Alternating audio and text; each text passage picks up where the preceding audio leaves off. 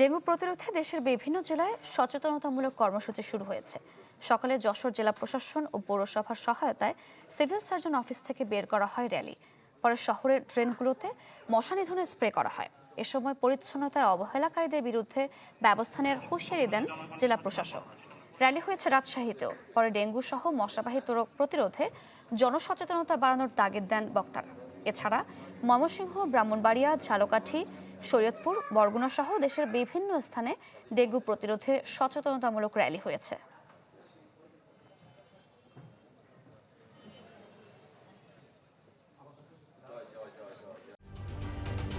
ঢালাইয়ে দৃঢ়তা, নির্মাণে নিশ্চয়তা। প্রিমিয়ার সিমেন্ট, ঢালাইয়ের রাজা।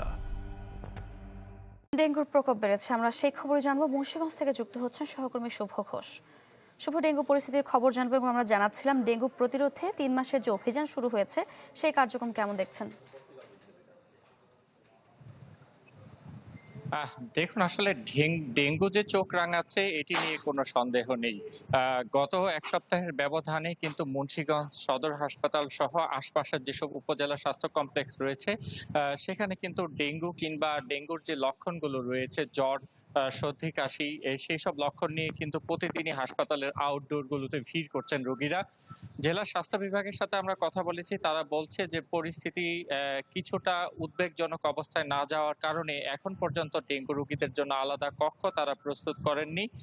তবে হাসপাতাল ঘুরে আমরা যেটি দেখেছি যে হাসপাতালের আউটডোরে কিন্তু প্রতিদিনই যেমন রোগীরা চিকিৎসা নিতে আসছেন, অন্য দিক থেকে কিন্তু আমরা দেখছি যে হামের যে পরিস্থিতি সেটি কিন্তু এখনো নিয়ন্ত্রণে আসেনি। বিশেষ করে মুন্সিগঞ্জ সদর হাসপাতালে কিন্তু এখন পর্যন্ত ১২০ জনের বেশি শিশু হামে আক্রান্ত হয়ে কিন্তু চিকিৎসা নিয়েছেন। পাশাপাশি জ্বর, সর্দি, কাশি, ডেঙ্গু আক্রান্ত হয়েও কিন্তু এখনো অনেকে আসছেন। এখন নতুন করে কিন্তু গত ২৪ ঘন্টায় মুন্সিগঞ্জ জেনারেল হাসপাতালে হামে আক্রান্ত হয়ে শিশু ভর্তি হয়েছে ৪ জন। এছাড়া অন্যান্য উপজেলাগুলোতেও কিন্তু আরো ৬ জন শিশুর ভর্তি হওয়ার খবর আমরা পেয়েছি।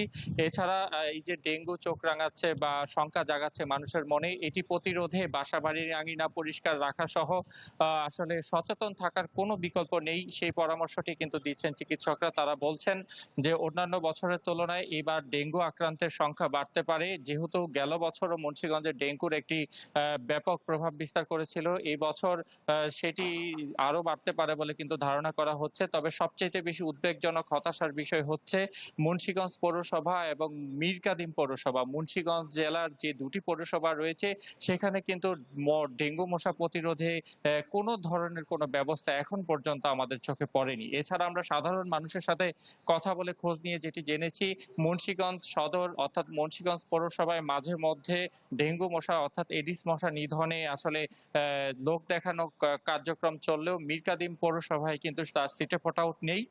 তারা বলছে যে আসলে লোকবল সংকট, নানা অজুহাতে কিন্তু অনেকটা দায়সারা মন্তব্য দিচ্ছেন সংশ্লিষ্টরা।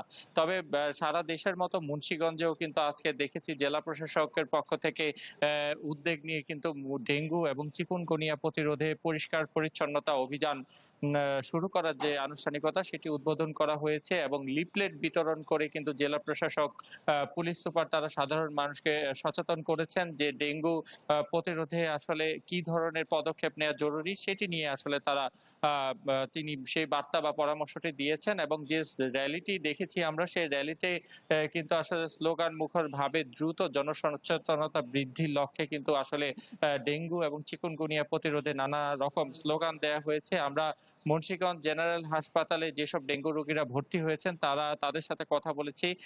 এর মধ্যে একজন আমাদেরকে জানিয়েছেন যে হঠাৎ করেই তার শরীরে তিনি একটি গরম অনুভব করেন, এরপরেই কিন্তু কাঁপুনি দিয়ে জ্বর আসে এবং একদিনের মধ্যেই কিন্তু তার শারীরিক অবস্থাটি অবনতি হয়। এবং যারা এখন শুরুতেই ডেঙ্গু আক্রান্ত হচ্ছেন তারা বলছেন তাদের কিন্তু সেরে উঠতে বেশ অনেকটা সময় লাগছে এবং তাদের মধ্যে ডেঙ্গু আক্রান্ত হওয়ার পর যে ধরনের পার্শ্ব প্রতিক্রিয়া দেখা দিচ্ছে সেটি কিন্তু তাদের জন্য অনেকটা সহনীয় পর্যায়ে থাকছে না এবং সারা শরীরে ব্যথা অনুভব করছেন তারা। এবং যারা জ্বর নিয়ে আসছেন তাদের মধ্যেই কিন্তু ডেঙ্গু শনাক্ত হচ্ছে। তবে চিকিৎসকরা বলছেন যারা জ্বর নিয়ে আসছেন তারা অনেকে ডেঙ্গু পরীক্ষা না করেই বাড়িতে চলে যাচ্ছেন, যেটি অনেকটা আসলে দুঃখজনক। তারা বলছেন জ্বর কিংবা বিভিন্ন সর্দি কাশি নিয়ে যারা আসবেন তারা যেন অবশ্যই ডেঙ্গু পরীক্ষা করেন এবং তরল জাতীয় খাবার খান সেই পরামর্শ দিয়েছে। পাশাপাশি সবচেয়ে বেশি হচ্ছে যে বাসাবাড়ির আঙিনা, ছাদের টব কোথাও যাতে পানি জমে না থাকে সেই বিষয়ে কিন্তু অধিক বেশি সতর্ক থাকার একটি পরামর্শ দিয়েছে। যেহেতু বৃষ্টি হচ্ছে, বিভিন্ন জায়গায় পানি জমা বাড়তে পারে, তাই এই বিষয়ে সতর্ক থাকার একটি আহ্বান চিকিৎসকরা জানিয়েছেন।